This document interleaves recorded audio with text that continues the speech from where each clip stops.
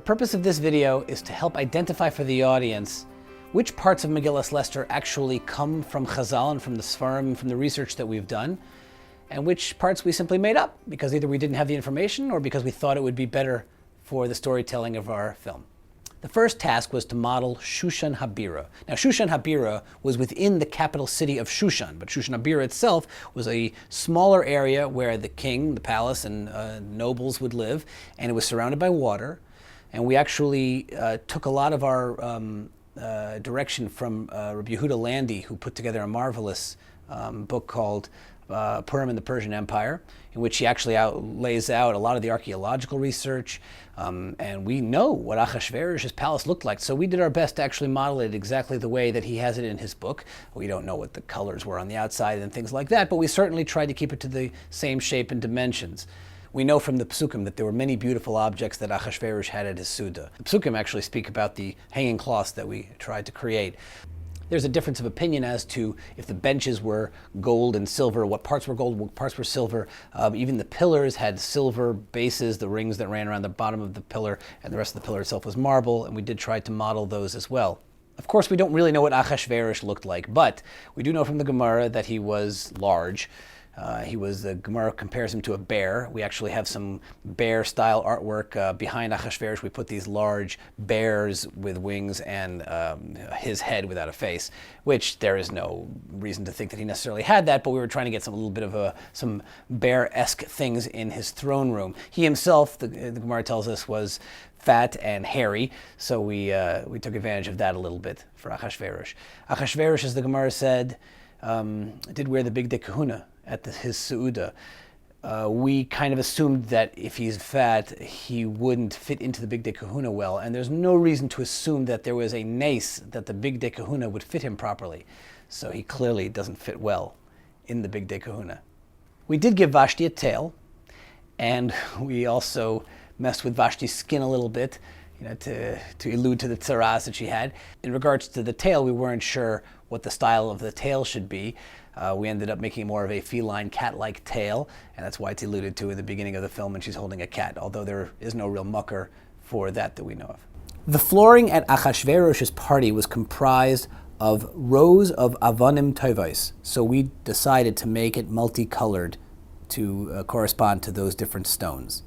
Achashverosh's throne was massive, so much so that they actually moved the capital to Shushan Habira around the throne, which was so big that they couldn't even move it. The way it's described by Chazal is that it had 6 madregos, 6 stairs, and 6 approaches. And on each one of those stairs it had a lion and an eagle, an aryeh and a nesher, made out of gold. Those 6 approaches we decided to do as a circular kind of a throne, although that we didn't specifically see any mucker for. That was really nagging at us for a while is Big Sun and Seresh or Big Sun and Teresh. It seems pretty clear from the rules of Diktuk that it should be Big Sun and Teresh, but the Vav of Big Sun Vaseresh makes it a soft suf into Big Sun Vaseresh. But if you're actually saying the names independently, so it's Big Sun and it's Teresh. So after back and forth, we decided we were going to go with Big Sun and Teresh, but it was strange and it sounded like a mistake to a lot of the people we were working with, and I was asking different people that I trust, and in the end, the answer is it really is Big Sun and Teresh, but we should do Big Sun and Seresh, because if you're making a film that you want to be niskabel by the masses, you want to do what sounds normal to their ears. So I apologize if I'm ruining anybody's Diktuk lessons, but the reality is it probably is Big Sun and Teresh. The reason Big Sun and Seresh wanted to kill Achashverosh, according to one Chazal, is that Achashverosh made them stand there all day. So we alluded to that in the film. One thing that we deviated from what Chazal say is that Big Sun and Seresh were going to use the eres of a nachash, the venomous poison of a snake. We didn't do that. We went with couscous and baked ziti. Haman, of course, is from Amalek. Amalek is famously red-haired. Now, we made Haman kind of bald, so in order to defend our position of not having the red hair, we give it a crash cut at one point where you see Haman's early days at the barbershop where he has red hair. Now, Chazal tell us that Memuchan, in the beginning of the story, that gave the advice to kill Vashti was actually Haman. So the question is, why did he change his name from Memuchan to Haman? Why can't he just keep his name as Memuchan the whole time? So Rav Chaim Kanievsky Shlita suggests in Taima Dekra that it's because after Achashverosh sobered up, he executed his, I think it's a Yalkut that says that he executed all the people who gave him that advice. So Memuchan changed his name in order to protect himself, that he should confuse the guards and they shouldn't locate who he was. We went with that as kind of a recurring gag, that later on in the film when Haman gets carded for alcohol, he actually still has his Memuchan card and he quickly has to say, no, that's the wrong card, I mean person. You'll notice that in the barber shop, it's Memuchan and Sons proudly serving Kartzum for 22 years, where he was the barber in the city of Kartzum for 22 years.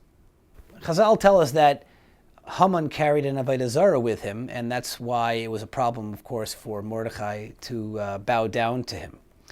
It doesn't say that he wore it around his neck. It's a shaila of whether or not it was attached to his clothing or attached to his hat. If it was attached to his clothing, so we decided that rather than have it dangling, we should actually affix it to his clothing.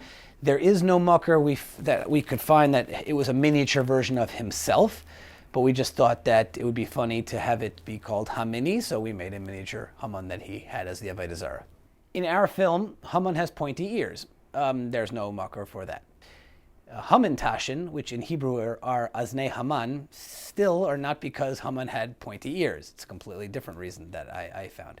However, we thought it was kind of funny to give him the pointy ears, and it also helps identify Haman's son later on in the film, who Chazal tell us was the one who read from the Sefer HaZichronos to help Achashverosh fall asleep. So as a little nod to that, we also gave him the same pointy ears.